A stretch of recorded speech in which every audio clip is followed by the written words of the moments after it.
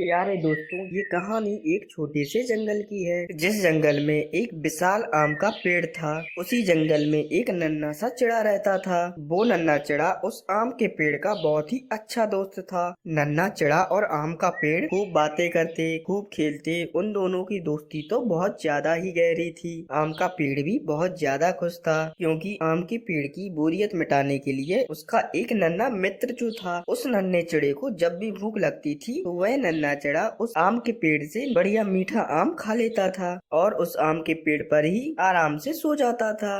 अरे नन्हे चिड़े, तुम कितने अच्छे हो। तुम मेरा कितना ख्याल रखते हो। तुम मेरे पक्के वाले दोस्त हो। और नन्हे चिड़े, तुम्हें जब भी भूख लगती है तुम मेरे मीठे मीठे आम खाते हो। और हाँ, तुम मेरे साथ खेलते भी हो और बातें भी करते हो। ये सब कुछ मुझे बहुत अच्छा लगता है।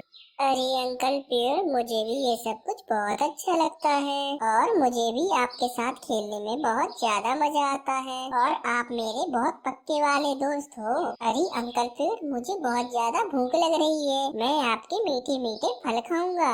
क्यों नहीं मेरे दोस्त, तुम मेरे पक्के वाले दोस्त हो। मैं अपने मीठे मीठे आम खाने के लिए मना कर सकता हूँ क्या? आ जाओ, मेरे मीठे मीठे आम खा लो। फिर वह नन्हा चिड़ा उस पेड़ के मीठे मीठे आम खाने लगता है। अरे मेरा दोस्त कितना अच्छा है। अगर आज मेरा दोस्त मेरे साथ ना होता तो मैं इस अकेले जंगल में किसके साथ बातें करता, किसके साथ खेलता।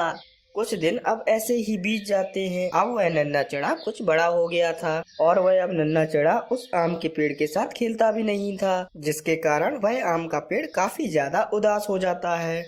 अरे मेरे दोस्त, तुम अब मेरे साथ खेलते क्यों नहीं हो? पहले कितना मजा आता था। तुम मेरे साथ खेलते थे, मुझसे बातें भी करते थे।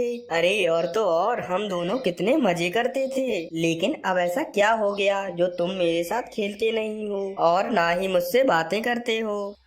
अरे अब मैं बच्चा नहीं रहा हूँ जो मैं तुम्हारे साथ खेलूं। मुझे अब तुम्हारे साथ खेलने में बिल्कुल मजा नहीं आता है। मुझे अब खिलौनों के साथ खेलना है, लेकिन मेरे पास तो खिलौने ही नहीं है जिसके साथ मैं खेलूं। अंकल पेड़, क्या आप मुझे खिलौने लाकर दे सकते हो? अरे नहीं मेरे दोस्त, मैं तुम्हें खेलने के लिए खिलौने तो नहीं दे सकता हूँ, लेकिन मैं तुम्हें अपने मीठे मीठे आम जरूर दे सकता हूँ, जिन आम को बेचकर तुम काफी ज्यादा पैसे कमा सकते हो और फिर तुम उन पैसों से काफी ज्यादा खिलौने खरीद सकते हो। अरे हाँ अंकल पेड़, ये तो काफी ज्यादा अच्छा हो जाएगा। मैं आपके सारे आम तोड़ लेता हूँ और मैं इन आमों को ले जाकर बाजार में बेच देता हूँ और फिर मैं अपने लिए बहुत अच्छे अच्छे खिलौने खरीद लूंगा। फिर क्या था, वह चिड़ा उस आम के पेड़ की सारे आम तोड़ लेता है और उन आमों को बाजार में बेचने के लिए ले जाता है। वो चिड़ा बाजार में आकर पक्षियों को मीठे मीठे आम बेचने लगता है और उनसे काफी ज्यादा मुनाफा कमाता है। काफी दिन बीत जाते हैं। आम ले जाने के बाद वह चिड़ा तो आम के पेड़ के पास आया ही नहीं था। वो आम का पेड़ भी काफी ज्यादा उदास होता है। अरे मेरा दोस्त चिड़ा इतने दिनों से मुझसे मिलने के लिए आया ही नहीं है। मुझे उसकी कितनी याद आती है, लेकिन ना जाने वो कहाँ चला गया है। वो पेड़ ऐसे अपने दोस्त को याद कर रहा होता है कि तभी वो चिड़ा उस आम के पेड़ के पास आ जाता है। अरे मेरे दोस्त, तुम आ गए मुझसे मिलने के लिए। मुझे तुम्हारी कितनी याद आती थी। तुम कहाँ चले गए थे? अरे पेड़ अंकल, मुझे भी तुम्हारी बहुत याद आती थी, लेकिन मैं अब बड़ा हो चुका हूँ। अब मैं आपके साथ नहीं खेल सकता हूँ और आपके साथ बातें भी नहीं कर सकता हूँ। अब मेरी शादी हो गई है, मुझे अपने परिवार का ध्यान रखना पड़ता है। इसीलिए पेड़ अंकल, मैं आपसे कुछ मांगने के लिए आया हूँ। क्या आप मुझे दोगे? अरे मेरे दोस्त, तुम हुक्म करो, तुम्हें क्या चाहिए, मैं तुम्हें जरूर दूंगा। पेड़ अंकल, मुझे अपने परिवार के लिए एक लकड़ियों का घर बनाना है, लेकिन मेरे पास लकड़ियाँ तो है ही नहीं। इसीलिए मैं आपसे लकड़ियाँ मांगने के लिए आया हूँ। क्या आप मुझे अपनी लकड़ियाँ दे सकते हो? अरे क्यों नहीं मेरे दोस्त, मैं तुम्हें अपनी लकड़ियाँ जरूर दूंगा। तुम्हें जितनी लकड़ियाँ काटनी है काट लो, मैं तुम्हें मना नहीं करूँगा। अरे पेड़ अंकल, मुझे पता था आप मुझे मना नहीं करोगे। आप मेरे इतने अच्छे दोस्त जो हो। कुछ ही देर में वो चिड़ा उस पेड़ की काफी ज्यादा लकड़ियाँ काट लेता है और उस पेड़ से कहता है, अरे पेड़ अंकल, आपका बहुत बहुत शुक्रिया कि आपने मुझे अपनी लकड़ियाँ दे दी। अब मैं और मेरा परिवार आपकी लकड़ियों के घर में खुशी खुशी रहेंगे। अपने दोस्त की बात सुनकर वो पेड़ काफी ज्यादा खुश हो जाता है, क्योंकि उस पेड़ को अपने दोस्त की मदद करके काफी ज्यादा खुशी मिलती थी। काफी दिन अब ऐसे ही बीत जाते हैं। लकड़ियाँ ले जाने के बाद तो वो चिड़ा अब उस पेड़ से मिलने के लिए आता ही नहीं है। वो पेड़ फिर से काफी ज्यादा उदास हो जाता है। वो आम का पेड़ अभी उदास बैठा ही होता है कि तभी वहाँ पर वो चिड़ा आ जाता है। आम का पेड़ अपने दोस्त देखकर काफी ज्यादा खुश हो जाता है। अरे मेरे दोस्त तुम आ गए। तुम कहाँ चले गए थे? मुझे तुम्हारी बहुत ज्यादा याद आती है।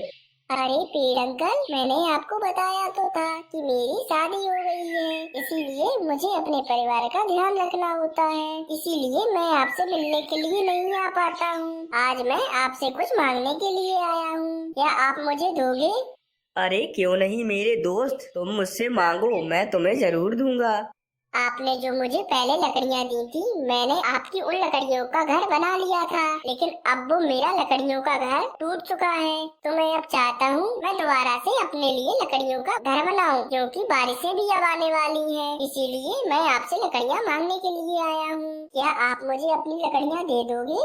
क्यों नहीं मेरे दोस्त। कुछ ही देर में वो चिड़ा उस पेड़ को बीच में से आधा काट लेता है और अब वो आम का पेड़ काफी ज्यादा छोटा हो जाता है। लेकिन वो पेड़ अभी भी अपने दोस्त की मदद करके काफी ज्यादा खुश होता है और वो इसी आस में होता है कि उसका दोस्त उससे मिलने के लिए दोबारा जरूर आएगा। फिर ऐसे ही काफी ज्यादा समय बीत जाता है और वो आम का पेड़ काफी ज्यादा बूढ़ा हो जाता है और वहाँ वो चिड़ा भी काफी ज्यादा बूढ़ा हो जाता है। वो बूढ़ा पेड़ अभी भी अपने दोस्त का काफी ज्यादा इंतजार करता और उसे याद करता था कि उसका दोस्त उससे मिलने के लिए आखिर कब आएगा। एक दिन वो बूढ़ा चिड़ा अपने दोस्त आम के पेड़ के पास आता है। आम का पेड़ भी अपने दोस्त को देखकर काफी ज्यादा खुश हो जाता है। अरे मेरे दोस्त, तुम मुझसे मिलने के लिए आए हो। मैं तुम्हें देखता हूँ तो मेरे सारे गम दूर हो जाते हैं और मैं बहुत ज्यादा खुश हो जाता हूँ। लेकिन मेरे दोस्त, मेरे पास तुम्हें देने के लिए अब कुछ भी नहीं बचा है। ना तो तुम्हें खिलाने के लिए मेरे पास आम बचे हैं और ना ही तुम्हें देने के लिए लकड़ियाँ। अरे पेड़ अंकल, जहाँ तक आम की बात है तो अब मेरे दांत ही नहीं बचे हैं कि मैं आपके मीठे मीठे आम खा सकूं। अब मुझे किसी भी चीज की कोई जरूरत नहीं है। अब मुझे सिर्फ आराम की जरूरत है, बाकी मुझे अब किसी भी चीज की जरूरत नहीं है।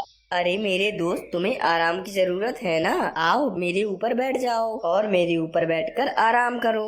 फिर वह बूढ़ा चिड़ा उस पेड़ के ऊपर बैठ जाता है और आराम करने लगता है। वो पेड़ अपने दोस्त को अपने ऊपर बैठाकर काफी ज्यादा खुश होता है।